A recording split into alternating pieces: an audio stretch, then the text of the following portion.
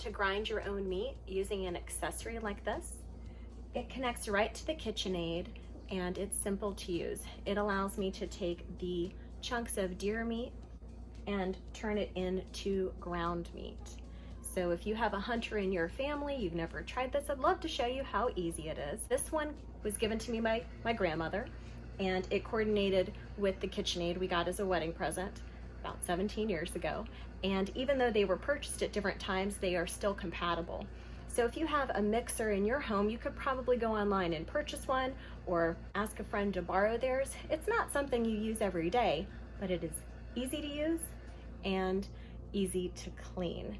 So just follow along if you'd like to learn how to use a meat grinder accessory on a KitchenAid.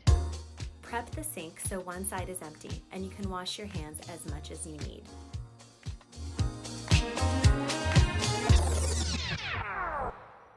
To begin assembling the meat grinder, we loosen this knob and take off the face, set it to the side. We've got to assemble the meat grinder before we can put it on the mixer. After the first piece is in the shaft, then you put the cutting blade on, matching the square shape to the square below. Then the blade of your choice goes on last. Both sides are the same. Lastly, you need to lock it in place, twisting this on just like the lid of a jar until it is tight. We're ready to attach the meat grinder, but first we've got to talk about the KitchenAid. While it's stirring, let me show you how this part the meat grinder attaches to is rotating. So if you think about this square fitting in there, and it doesn't, maybe this square in here just needs to be aligned. So it's off, we do not want it moving. Second, we want to make sure the hinge is closed. Put it in lock mode. Now the hinge won't lift up. Okay, if we go in, we need to put this peg into this part right up here. Plus we have to match the square. So you might have to twist it a little bit. If I put it in and it's not going all the way, I might have to rotate it and then bring it back to get a perfect fit. Next we have to secure it and tighten this knob. We're almost ready. Be aware of this down here moving and keep your hands and apron away from it.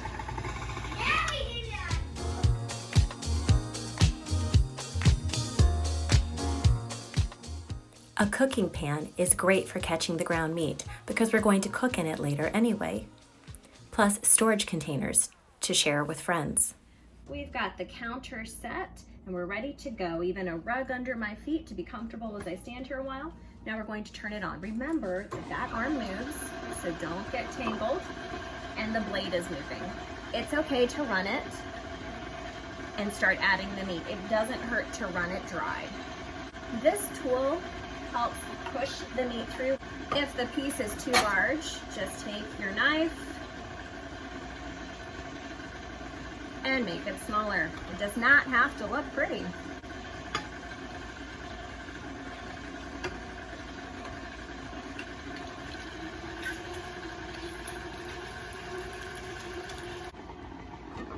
I can increase the speed and start working faster. And when I push down here, I lift up to reduce stress on the machine. If it's splattering, probably too fast, just turn it down a notch and things will be a little calmer.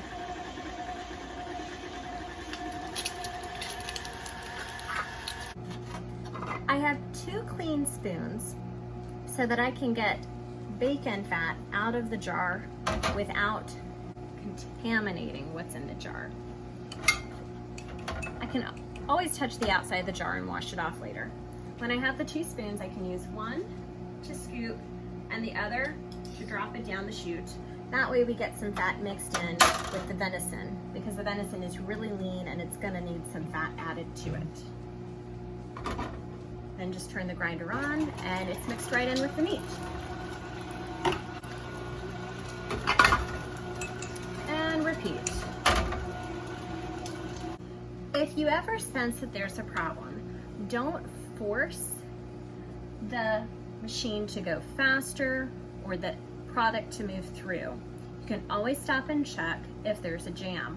I haven't had one before, but it's possible that this gristle could jam it up. When I clean it, I often find a little bit of gristle wrapped around the blade inside, and that makes me wonder if, when I'm grinding this much meat, if I might need to stop and remove anything before the job is done. If I were to open it and inspect it, I'd want to unplug it and make sure it's off because there are sharp blades inside.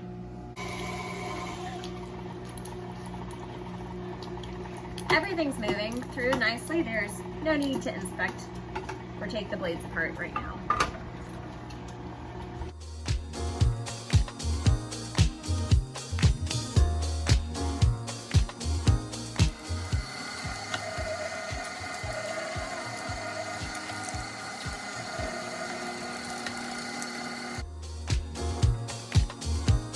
Now we can continue using the grinder after a plain ground meat, and we can add things like garlic or onions and start seasoning it.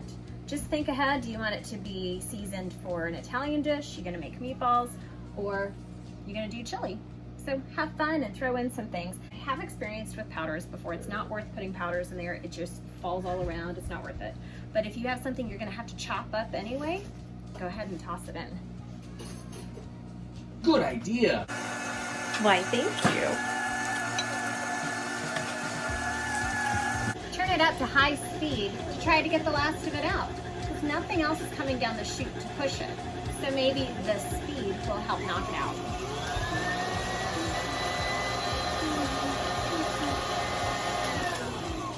All right, turning the speed off, we're just going to scrape some food off the front. And we're gonna call it done. I promised cleanup would be easy. All you need is a piece of bread. Put it down into the grinder and it picks up the meat on the way out. Now the grinder is mostly clean.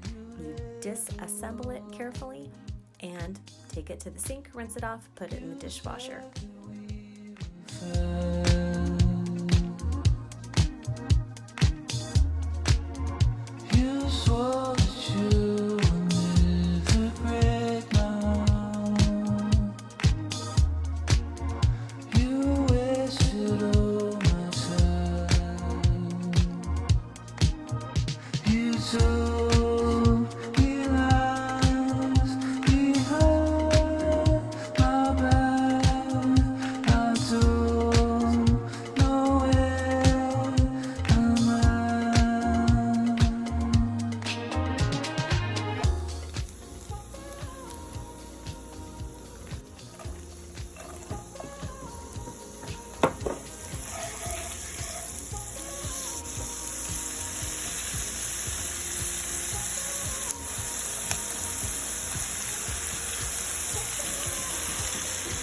Cook venison low and slow.